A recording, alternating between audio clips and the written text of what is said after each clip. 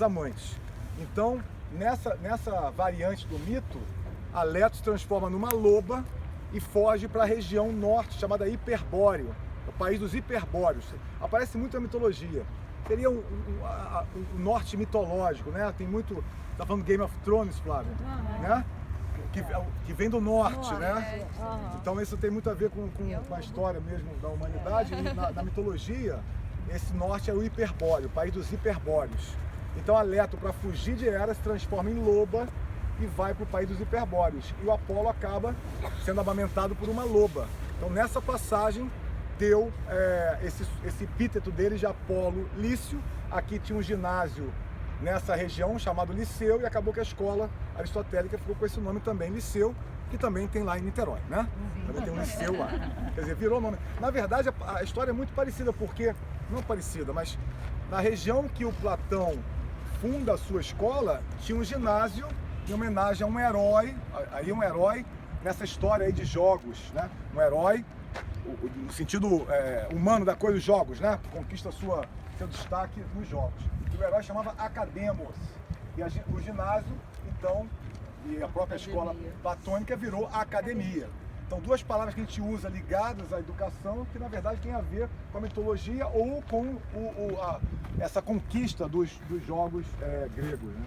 E acaba virando sinônimo, falar que é acadêmico, ou o próprio nome liceu como escola, né? Bom, então qual é a característica? Vou falar um pouco de Aristóteles, que é o grande nome aí na história da filosofia.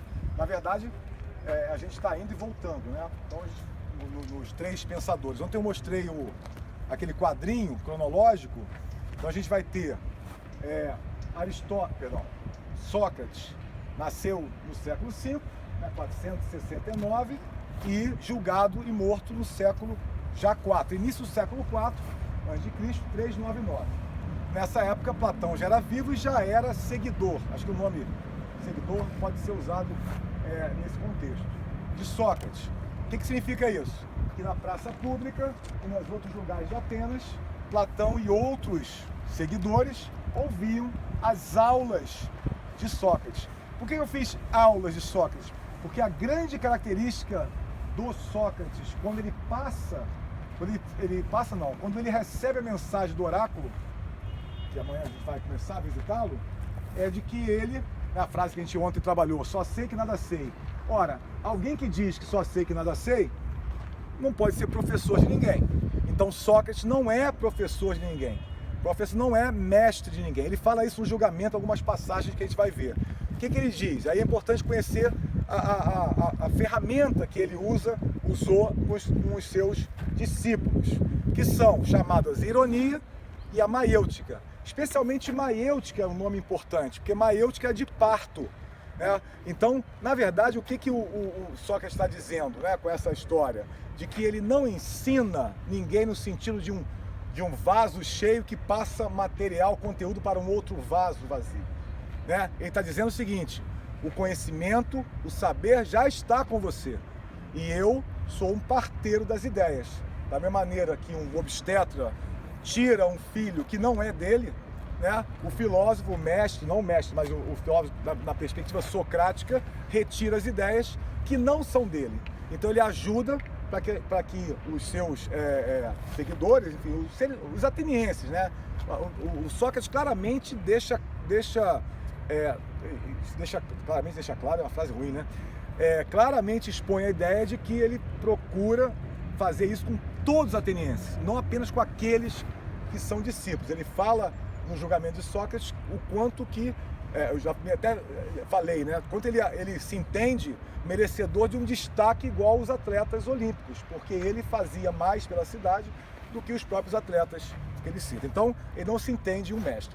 A ironia, que pra gente tem um termo que acaba se confundindo, lembra dos ídolos do mercado, né? Ou seja, eu falo ironia e nós pensamos da ironia, ser irônico ou sarcástico. Não é nesse contexto, embora tenha uma semelhança. A ironia socrática é a desconstrução das certezas, é a desconstrução do discurso. A ironia socrática, nos diálogos isso aparece claramente, é a tentativa de Sócrates mostrar para aquele que fala que ele não sabe explicar o que fala. É mais ou menos como a gente pegando a primeira palavra sobre justiça. né, uma situação de sala de aula, ou com filhos, com mais novos. Ah, você está sendo injusto. Ah, que interessante, então você acha que eu sou injusto, então você sabe o que é justiça. Então me diga o que é justiça.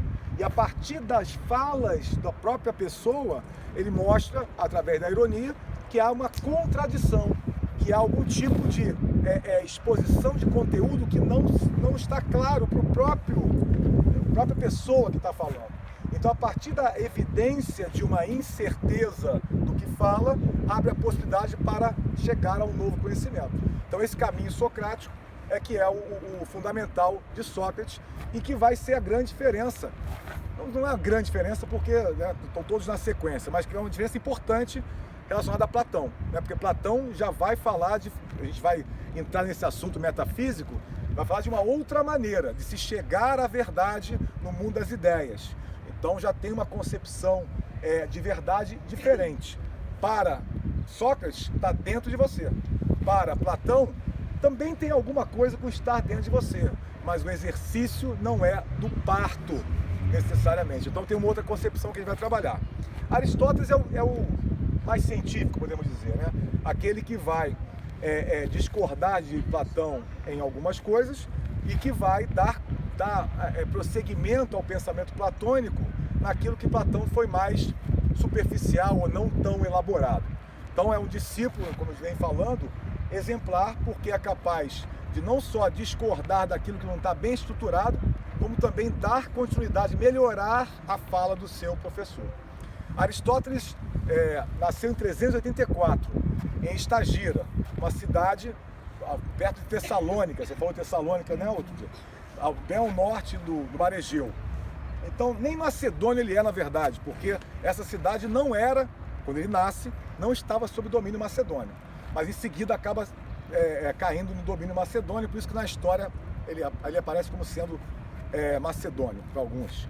E ele vem para Atenas para estudar na academia platônica, por volta dos seus 18 anos. E ele fica na academia durante 20 anos como aluno de Platão. Quando Platão morre, Aristóteles imagina, sem dúvida, o aluno de maior destaque, né, já era naquele momento, ele imagina que ele vai herdar a academia, o que não acontece. E não acontece porque tem o problema dele ser um estrangeiro. Quer dizer, existe uma grande discussão de por que Aristóteles não herda a liderança da academia. Mas alguns vão colocar que a questão de não ser ateniense, lembrar de quanto que os atenienses são patrióticos de uma certa maneira. Não é de certa maneira, são patrióticos, porque pátria para eles é a cidade, né? Então esse estrangeiro, que aparece na literatura como o estagirita, nunca foi ateniense. Logo, quando Platão morre, né, acaba que a academia não vai para ele, apesar de ser o aluno mais ilustre, certamente. Então ele vai embora de Atenas, ele vai para cidades que estão hoje na Turquia, ele volta para Macedônia para ser professor de Alexandre. Aliás, uma fala interessante, que a gente estava falando de Alexandre Macedônia, Alexandre o Grande, né? Da Macedônia mais cedo hoje, aquilo que alguns estavam conversando sobre o movimento de conquista de Alexandre, que incorporava as áreas conquistadas ao seu exército, acredita-se que tenha sido ali influência de Aristóteles. É difícil dizer exatamente isso, mas o que a gente acredita é que Aristóteles tem um papel importante na forma com que Alexandre o Grande incorporou, casando os seus soldados com mulheres locais, né, fazendo uma integração e, de fato, ocupando uma região bastante significativa do mundo conhecido de então. Então Aristóteles vai ser professor de Alexandre, filho de Filipe, e posteriormente retorna para Atenas por volta de 335 e funda a escola, essa que a gente está aqui conhecendo, nessa região que na verdade é razoavelmente afastada da Acrópole. Né? Hoje está dentro da cidade de Atenas, mas o que consta é que era uma região mais afastada, aonde os alunos tinham aula, né? Tem movimento. Não tem. Não tem a escola, só tem os templos. Então a escola peripatética, aulas, passeio. A gente vai falar de Aristóteles principalmente nas obras dele ligadas à ética e política. porque de fato ele é o primeiro a ter na história conhecida um livro que usa a palavra ética. E ética do grego ethos. Ethos a gente pode traduzir como caráter, mas a gente tem uma outra tradução que talvez seja mais contundente, que é morada. Quer dizer, ética é como você mora no mundo, como você habita o mundo. Então, o seu caráter é como se manifesta na sua presença com os outros, como se fosse uma casa que seja construindo. Eu costumo pensar numa imagem que seria, se eu for na sua casa e eu olhar, se você livremente decorou a sua casa, ou até talvez tenha construído, eu vou te conhecer olhando para a sua casa, seus gostos, suas preferências, seus valores, né, Vitória? Se for na sua casa e tiver mais livros do que você consegue ler, você é uma leitora. Se tiver 6 livros e você leu todo, não é uma leitora, né? Você estava conversando. Quer dizer, a gente vai conhecendo as pessoas pela sua casa. Pega essa ideia da casa e joga para as suas ações. Então a ética é como você habita o mundo, o que você escolhe fazer.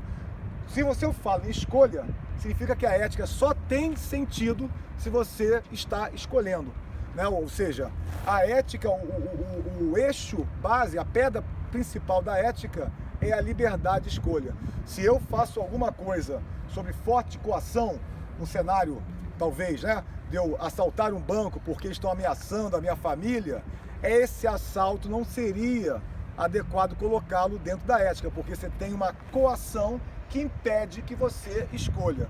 Claro, você poderia escolher, não, mata minha família que eu não vou roubar, mas convenhamos que não é exatamente uma escolha, né? Então, a partir do momento que eu não tenho a liberdade, a ética está fora. Isso é interessante porque traz uma discussão muito oportuna e muito contemporânea quando a gente começa a lidar com máquinas. A gente tá no limiar de lidar com os carros autônomos. E os carros autônomos têm que tomar decisões no trânsito, frear ou desviar, ou fazer coisas, né? É como a gente faz, você freia ou desvia. Eu lembro quando comecei a dirigir, meu pai sempre falava, né? Eu acho que isso é uma fala comum para os pais. Cuidado, atrás de uma bola vem uma criança, né? Chamando a atenção que eu posso atropelar uma criança. Ok, a questão é, eu sei decidir, supostamente sei decidir pelos meus valores. Uma bola e uma criança, né, são bem diferentes em termos de escolha, escolha a bola. E um carro autônomo? Como é que você ensina um carro automático a decidir nas situações mais críticas, né? Lembrando que às vezes o desvio na frente de uma criança, coisa parecida, envolve colidir com outro carro, né, ou com o muro. Então existe até algumas plataformas que estão fazendo simulações. Eu já usei isso numa aula. Você pega lá uma espécie de jogo e você vai escolhendo o que o carro deve fazer nas situações que são apresentadas. Então essa é uma grande reflexão para o mundo contemporâneo. Como é que eu ensino o robô, as máquinas, a terem escolhas que sejam baseadas em valores? A gente tem um analista aqui que deve estar pensando como é que eu programo, né, para colocar isso. Então, só para a gente voltar aqui. Então, um primeiro eixo é o da liberdade, aquilo que eu escolho. Dentro ainda da reflexão ética, a gente, na maior parte das vezes, quando você tem que decidir, pensando nessa liberdade, a gente decide de acordo com uma escala de valores. Mas não somente isso, a gente decide com essa escala de valores em contraponto àquilo que a gente quer. Então, existe uma espécie de conflito, agonia, se quiser o termo, entre as minhas possíveis escolhas e aquilo que eu tenho vontade de fazer. Esse conflito vai tirar uma decisão e essa decisão é que revela quais são os seus efetivos valores. Aquilo que você deve fazer no encontro entre o que você quer e o que você pode é que vai fazer a sua casa, a sua morada. Então as decisões que eu vou tomando nesse conflito vão construindo as minhas paredes, as minhas colunas, os meus tetos, né? Ou seja, a maneira que eu habito o mundo. Também habitat é um termo bastante interessante. E para o grego não existe diferença entre ética e política. Então, a cidade ética, ou seja, a política da cidade é o reflexo dos cidadãos. Então, o cidadão que tem postura ética desencadeará uma cidade que tenha uma postura ética. Quando eu falo postura ética, estou colocando todas as possibilidades, né? ser violento ou não ser violento, ser honesto ou não ser honesto, essas posturas que eu estou querendo trazer atenção. Então a cidade ela é um reflexo dos cidadãos, ética e política estão coladas. Quem faz a separação é Maquiavel. Maquiavel que vai dizer, olha, política é uma coisa, ética é outra. Por isso que ele é tão, de uma certa forma, mal compreendido quando ele propõe essa diferença. Fica conhecida a famosa frase, que nem é dele exatamente, mas que de uma certa maneira apresenta o pensamento de Maquiavel. Os fins justificam os meios, né? Então essa separação entre política e ética só acontece no século XVI. Até lá a gente tem essas fusões que a ética grega, né, o pensamento grego trouxe pra gente.